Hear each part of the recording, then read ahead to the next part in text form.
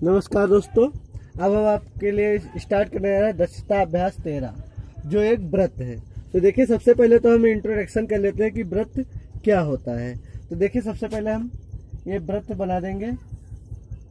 इसको व्रत कहते हैं। जो वृत्ताकार क्षेत्र से घिरा होता है उसे क्या कहते हैं? व्रत। फिर क्या होता है?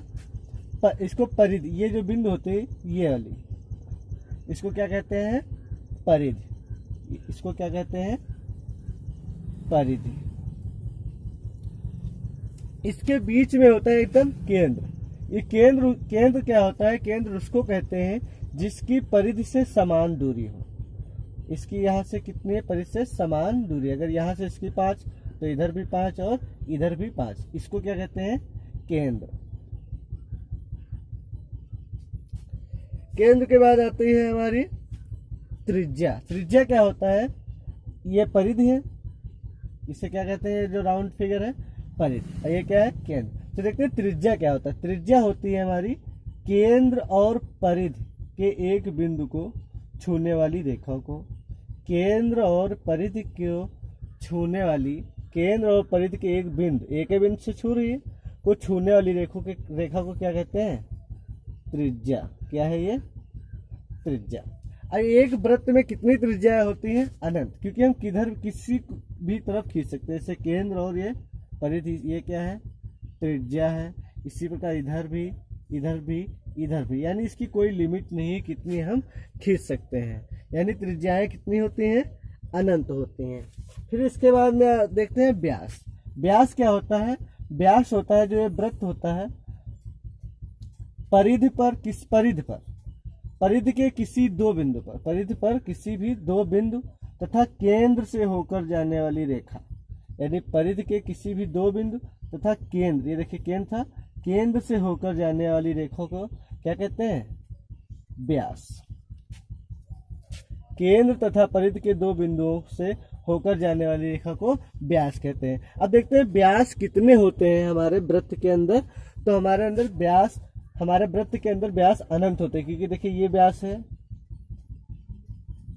ये भी व्यास है, क्योंकि देखिए परिधि पर छू रही है दो बिंदुओं पर और केंद्र से होकर जा रही है। ये भी क्या है?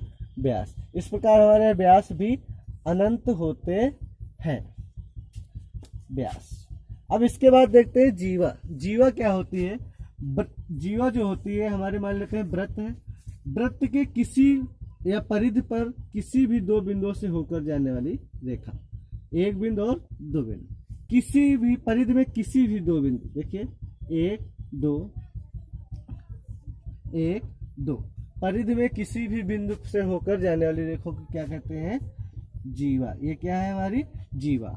अब जीवा के लिए कहते हैं जीवा, सबसे बड़ी जीवा कौन सी होती है? सबसे बड़ी जीवा देखिए ये वाली होती है। परिधि पर एक बिंदु यहाँ पर, एक बिंदु यहाँ पर, यानी ये वाली, जिसका दूसरा नाम व्यास भी होता है। देखिए ये व्यास है। अगर केंद्र न दिया हो तब कहेंगे जीवा है। क्या है? जीवा है, क्योंकि जीवा क्या होती है? जो परिधि को दो बिंदुओं से काटे या स्पर्श करे। और व्यास क्या होता है? परिधि को दो बिंदुओं पर स्पर्श करे तथा केंद्र से होकर जाए।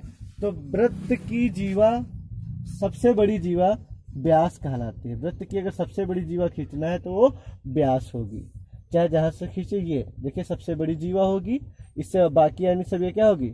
छोटी होंगी। वृत्त की सबसे बड़ी जीवा जो होती है उसको क्या कहते हैं? हम व्यास कहते हैं। अब देखते हैं अलग इंट्रोडक्शन। मोस्ट पॉइंट है इसके। जैसे पहले दिखाया अर्धवृत्त। अर्धवृत्त में, इसमें वृत्त की एक शर्त होती है, अगर कोई वृत्त बना है और उसको अर्धवृत्त मतलब आधा वृत्त कर दिया जाए तो परिधि पर बनने वाला कोण, परिधि पर कौन सा कोण बनना है? ये वाला, किसी व्यास द्वारा यानी अर्धवृत्त द्वारा परिधि पर बना कोण सदैव 90 अंश का होता है। सदैव, चाहे जहां पर हम मिला दें, कितना होगा? ये वाला परिधि पर बनने वाला 90 अंश। जैसे मान लेते हैं कोई अर्धवृत्त दिया हुआ है, तो ये वाला, ये कितने अंश का होगा? 90 अंश। तो यहाँ पर लिखेंगे हम अर्धवृत्त पर बनने वाला कोण सदैव 90 अंश का होता है। दूसरा पॉइंट है चक्री। चक्री क्या होता है? जैसे मान लेते हैं कोई वृत्त होता है, वृत्त में 4 बिंदु हों, चक्री 4 बिंदु कहीं पर भी दिए हों, अगर इनको आपस में मिला दिया जाए, ये हमारा चक्री चतुर्भुज बन गया। इसे क्या कहते हैं? चक्री चतुर्भुज। चतुर्भुज में 4 भुजाएं। तो इसकी ये शर्त होती है आमने सामने के कोणों का योग, यानी ये चक्री चतुर्भुज में सम्मुख कोणों का योग 180 होता है, यानी इसका योग 180 होगा। सम्मुख कोणों का योग 180 अंश होता है, चाहे जो भी हो। जैसे मान लेते हैं वृत्त बना है 1 2 3 4, कोई भी चक्री चतुर्भुज अगर बना है हमारा, तो इसके सम्मुख ये कोण, इसके सम्मुख ये कोण, इनका योग क्या होगा? हमारा हमेशा 180 होगा।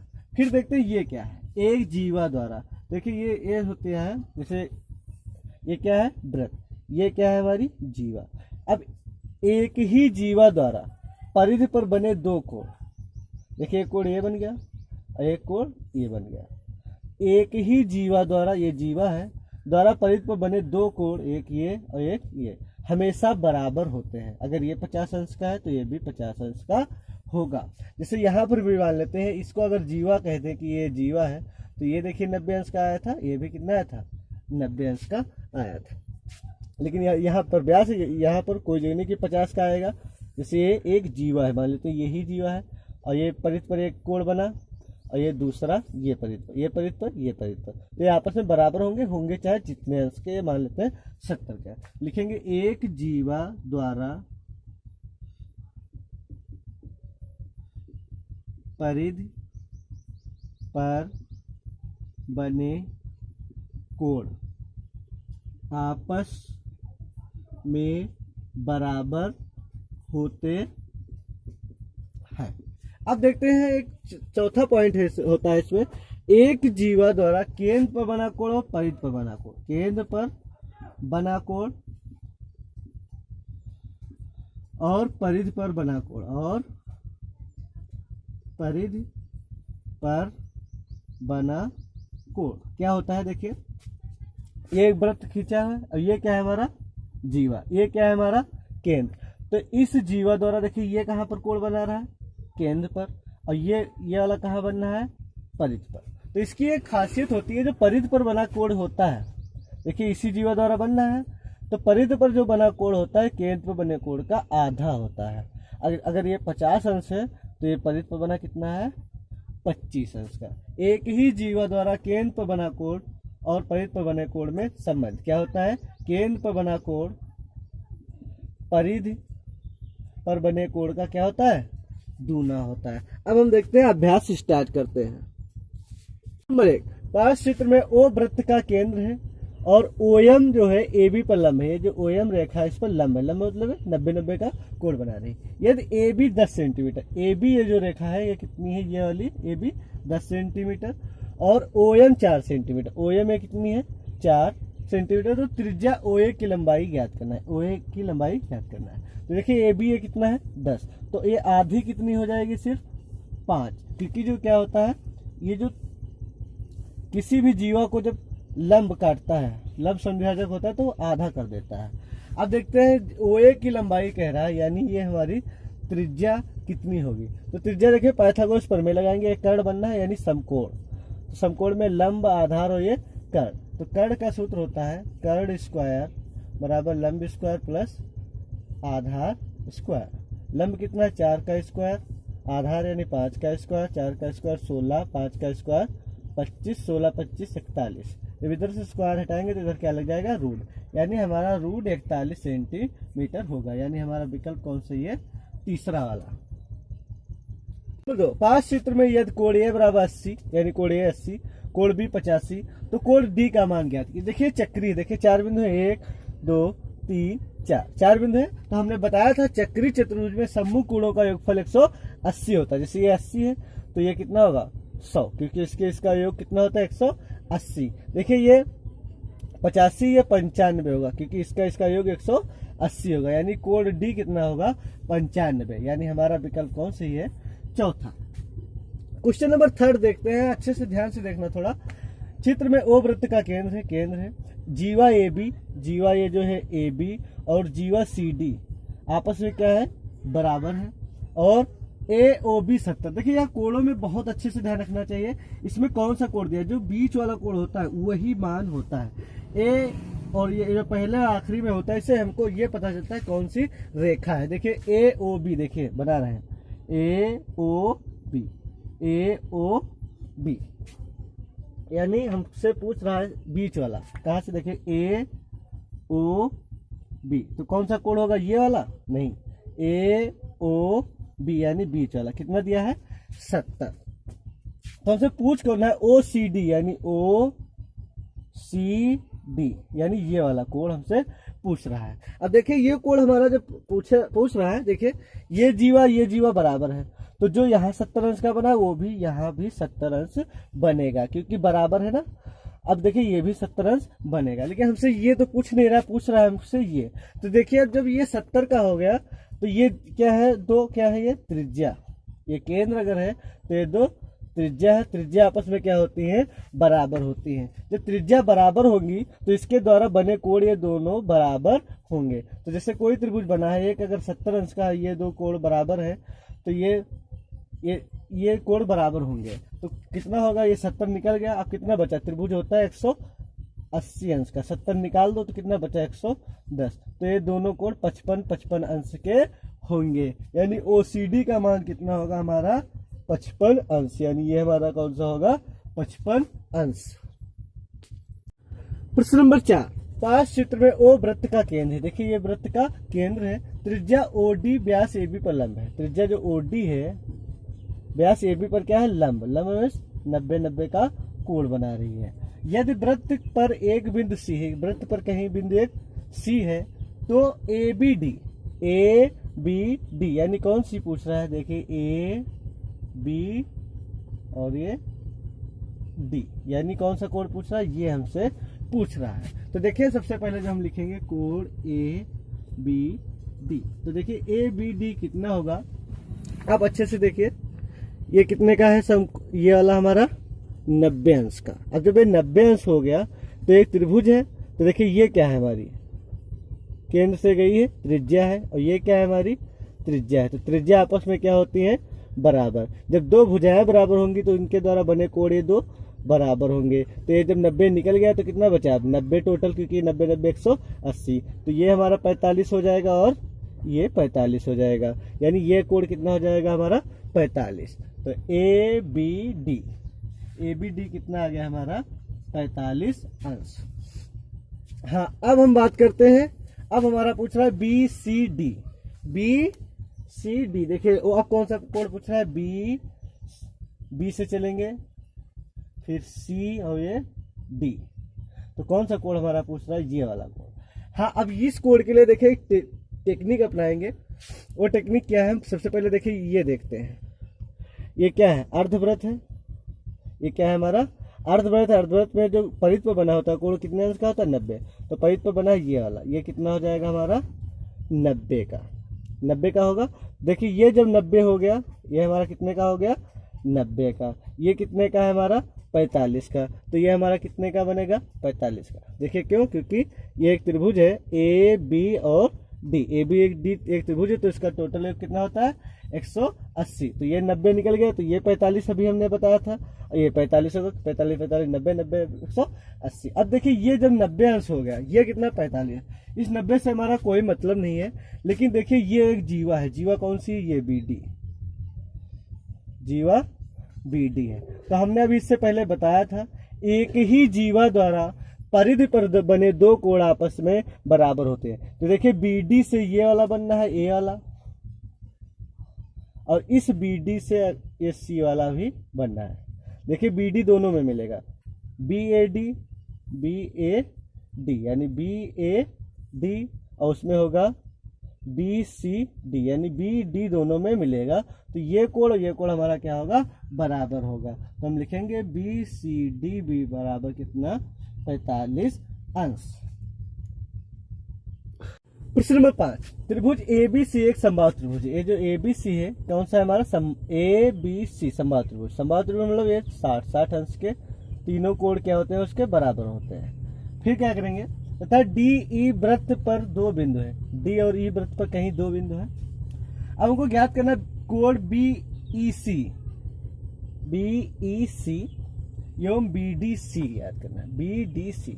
देखिए बी ई और ये सी, यानी कौन सा कोण पूछा है, ये वाला जो बीच में होता है वही पूछा जाता है। तो ई वाला पूछ रहा है, तो देखिए ई कौन सा होगा, ई हमारा होगा 120 अंश का, यानी कोण बी ई और ये सी कितना होगा 120 का। वो भी कैसे, देखिए चक्री चतुर्भुज में हमने बताया था कोई 4 बिंदु ले लेते हैं, 1 2 3 4 बिंदु ले लिया। तो चक्री चतुर्भुज में हमने बताया था सम्मुख कोणों का योग 180 होता है, यानी ये 60 और ये 120। तो 60 और 120 का योग कितना हो गया 180। परिध पर बने हैं चारों कोण, तो ये हमारा 60 120 होगा, यानी ये हमारा हो जाएगा 120 अंश। अब कह रहा है बी डी सी, यानी बी डी और ये सी, ये हमारा ये पूछ रहा है, ये हमारा कितना होगा, ये हमारा 60 अंश होगा। देखिए कैसे ये बता रहे हैं, जैसे देखिए ये क्या है हमारा जीवा है, जीवा BC, ये जीवा BC द्वारा ही 2 कोण परिध पर बने, एक तो ये वाला D BDC और BAC, BDC और BAC दोनों देखिए BC BAC और BDC इसी से बना है, तो हमसे BDC पूछ रहा है, यानी ये वाला। तो अगर ये 60 अंश है तो ये भी 60 अंश होगा, यानी कोण BDC बराबर कितना होगा 60 अंश, क्योंकि एक ही जीवा द्वारा परिध पर बने कोण आपस में क्या होते हैं, बराबर होते हैं। फिर क्वेश्चन नंबर देखते हैं 6। क्वेश्चन नंबर 6 में कह रहा है चित्र में एक वृत्त के अंतर्गत चक्री चतुर्भुज ABCD है, यानी ABCD ये चक्री चतुर्भुज है। विकर्ण AC और BD खींचे गए, विकर्ण AC और BD विकर्ण खींच दिए गए। यदि ACB बराबर ACB, यानी ये कितना दिया है 55 अंश, और BAC 45 अंश, BAC यानी 45 अंश, तो ADC बताइए, ADC ये वाला पूछ रहा है। तो देखिए सबसे पहले हम देखते हैं ये कि त्रिभुज है, ABC क्या है त्रिभुज, तो त्रिभुज के तीनों कोणों का योगफल कितना होता है 180। तो ये 55 है, ये 45, 55 45 100, तो ये हमारा कितना हो जाएगा 80। 55 45 100 और 80 कितना हो गया 180। अब देखते हैं यहाँ पर दिया है चक्री चतुर्भुज, ABCD क्या है चक्री चतुर्भुज। तो चक्री चतुर्भुज में सम्मुख कोणों का योगफल कितना होता है 180। तो 80 ये है, ये कितना होगा हमारा 100, 80 100 कितना हो जाएगा 180, यानी ADC, यानी ये वाला कोण हमारा होगा कोण ADC बराबर 100 अंश। प्रश्न नंबर 7 कह रहा है 10 सेंटीमीटर त्रिज्या वाले वृत्त की एक जीवा, देखिए पहले सबसे पहले हम चित्र बना लेते हैं।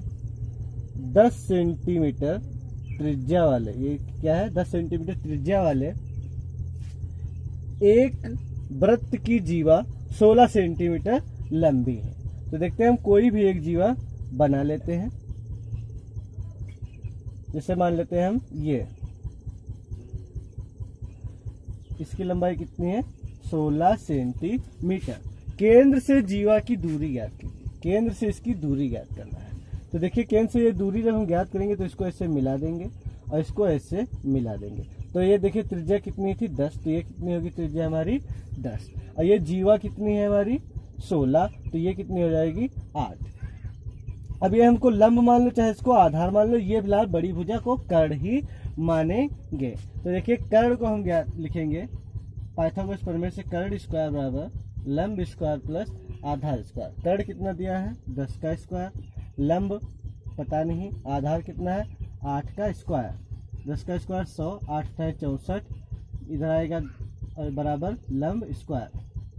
तो लंब स्क्वायर हो जाएगा 100 माइनस इधर जाएगा घट जाएगा, यानी 36 आ गया। इधर से स्क्वायर हटाएंगे इधर रूट आ जाएगा, यानी 6 आ गया। इस केंद्र से इसकी दूरी कितनी होगी 6। अगर हम इसको फिगर अच्छे से ड्रा करें, इसकी त्रिज्या कितनी है 10, इस जीवा की लंबाई 16, ये जीवा की लंबाई 16, ये त्रिज्या है हमारी 10 और ये हमको ज्ञात करना है। तो देखिए इस प्रकार बन गया, ये 8 8 हो जाएगा, ये 8 है केंद्र, ये हमको लंब ज्ञात करना है। तो हमारा कितना आ जाएगा 6। फिर क्वेश्चन नंबर देखते हैं 8। एक वृत्त की एक जीवा की लंबाई उसकी त्रिज्या के बराबर। जैसे एक वृत्त है, एक जीवा जो है इसकी त्रिज्या एक त्रिज्या के बराबर है, तो त्रिज्या ये भी बराबर होगी। तो देखिए ये क्या है हमारी त्रिज्या, क्या है बराबर। और किताब कह रही है एक वृत्त की एक जीवा की लंबाई उसकी त्रिज्या के बराबर है। यानी देखिए अब चित्र में आपको क्या लग रहा है, तीनों भुजाएं बराबर है। जीवा द्वारा केंद्र पर बने कोण का मान ज्ञात, इस जीवा द्वारा केंद्र पर बने कोण का मान ये ज्ञात करना है। तो देखिए ये समबाहु त्रिभुज बन गया। समबाहु त्रिभुज में जब प्रत्येक कोण बराबर है, प्रत्येक भुजाएं बराबर, तो प्रत्येक कोण बराबर होंगे। यानी कितने कितने के होंगे 60 60 अंश के। तो यानी इसका आंसर होगा हमारा 60 अंश। प्रश्न नंबर 9। 2.5 सेंटीमीटर त्रिज्या का एक वृत्त खींचिए। तो हम 2.5 सेंटीमीटर त्रिज्या का एक वृत्त खींच लेंगे। ये हमारा केंद्र है। इस वृत्त के केंद्र से 0.7 सेंटीमीटर दूर, यानी ये 0.7 सेंटीमीटर दूरी पर एक जीवा खींचिए। ये क्या है, जीवा खींच देंगे। इस जीवा की लंबाई नापकर ज्ञात कीजिए। इसको हमको नापकर ज्ञात करना है और गणना द्वारा उत्तर की जांच भी करना है। तो देखिए इस केंद्र की दूरी कितनी 0.7। ये जो है हमारी त्रिज्या, त्रिज्या कितना दिया था 2.5 सेंटीमीटर, 2.5 सेंटीमीटर। तो देखिए इस जीवा की लंबाई ज्ञात करना है। तो सबसे पहले तो हम इतना ज्ञात कर लेते हैं, मान लेते हैं OMAB। जीवा AB की लंबाई ज्ञात करना है। तो सबसे पहले तो हम AM निकाल लें। तो AM लिखेंगे पाइथागोरस प्रमेय से, कर्ण स्क्वायर बराबर लंब स्क्वायर प्लस आधार स्क्वायर। कर्ण कितना है OA का होल स्क्वायर, लंब कितना है OM का होल स्क्वायर, आधार कितना है AM का होल स्क्वायर। OA कितना दिया है 2.5 सेंटीमीटर का होल स्क्वायर, OM 0.7 का होल स्क्वायर प्लस AM का होल स्क्वायर। 2.25 का निकालेंगे, ये आ जाएगा 6.25। इसका निकालेंगे तो आ जाएगा 0.49 बराबर AM का प्लस AM का होल स्क्वायर। इसको इधर लाके घटा देंगे, 6.25 में से 0.49 तो 15 में से 9 गया 4, 15 में से 9 गया 6, 15 से 9 गया 6, यहाँ पर 11, 11 में से 7 गया, 11 से 4 गया 7, 576 आया। 576 बराबर AM का होल स्क्वायर।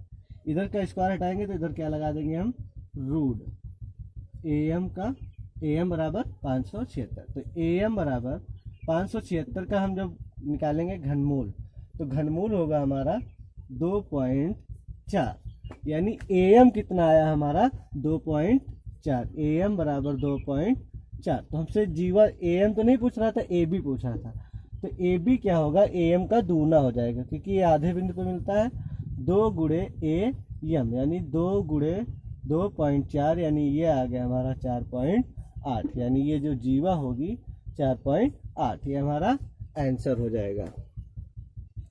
प्रश्न नंबर 10। 3 सेंटीमीटर त्रिज्या का एक वृत्त खींचिए। इस वृत्त की दो, पहले तो हम वृत्त खींच देते हैं। 3 सेंटीमीटर त्रिज्या का एक वृत्त खींचिए। इस वृत्त की दो जीवा AB और CD खींचिए। इससे AB और CD दोनों की माप कितनी हो 3। कहीं भी हम बना देते हैं, ये मान लेते हैं AB है और यहाँ पर मान लेते हैं CD है। दो जीवाएं खींच दें बराबर 3 सेंटीमीटर, 3 सेंटीमीटर। प्रत्येक जीवा द्वारा केंद्र पर बने कोणों को नापिए। देखिए ये केंद्र है, इस जीवा द्वारा बने कोण को नापना है हमको ये वाला, और इस जीवा द्वारा बने कोण को हमको नापना है यानी ये वाला। क्या दोनों कोण समान है? का मान समान है? समान है। मान दोनों हमारे समान होंगे क्योंकि ये त्रिज्या तो दोनों में बराबर है।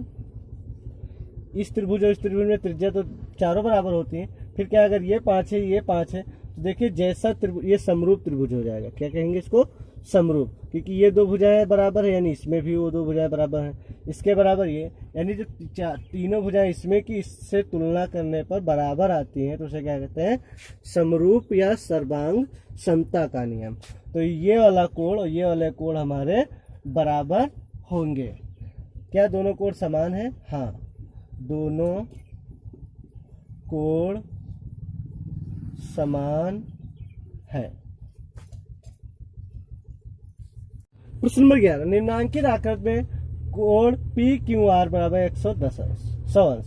पी क्यू आर यानी ये कितना 100 अंश, जहाँ पी क्यू तथा आर केंद्र ओ वाले एक वृत्त पर स्थित है। ओ पी क्यू आर वृत्त पर स्थित है। ओ पी आर बताना है, ओ पी आर यानी ये कोण हमको सिर्फ बताना है। तो देखिए यहाँ पर हम ट्रिक आजमाएंगे। वो ट्रिक कौन सी है?